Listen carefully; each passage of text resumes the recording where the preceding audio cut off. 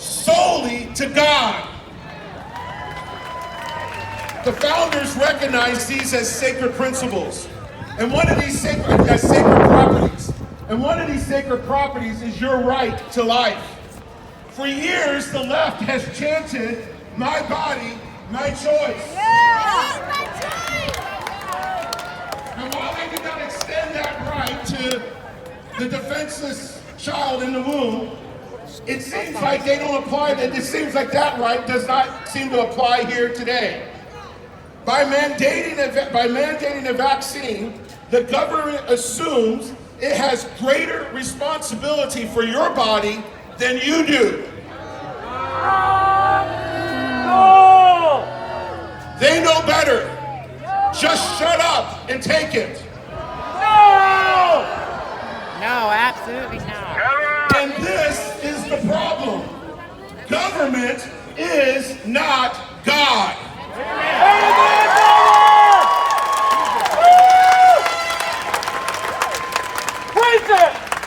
Hence, the founders also recognized the sacred right of the liberty of conscience.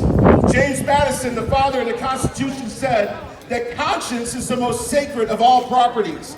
Your conscience belongs to God. The conscience is the inner sense of what is morally right and wrong that resides in the soul of an individual. And everything about medical mandates is immoral because it infringes the sacred right of conscience of individuals. When it's no longer a choice and you have to, whether by mandate or as our president said, he's going to make it so uncomfortable that you have no choice but to take the vaccine. Friends, let me tell you what that is. That is tyranny. Lock them up! Your conscience belongs to God. And it is the sacred conscience that compelled the apostles to obey God rather than men. Your conscience belongs to God, not government. So Michigan, now is the time to stand up, Michigan. Now is the time to stand up in your schools. Now is the time to stand up in your workplaces. Now is the time to stand up to the media. We will not be silent. We will not be pushed away in fear. We will not be shamed into the corner. They will hear our voices.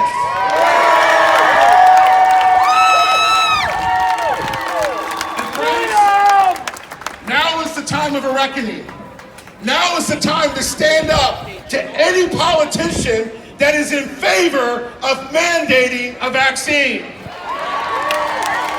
They cannot allow to get away from this. And in closing, the church has been silent. Now it's time for churches to speak with the voice that God has given them.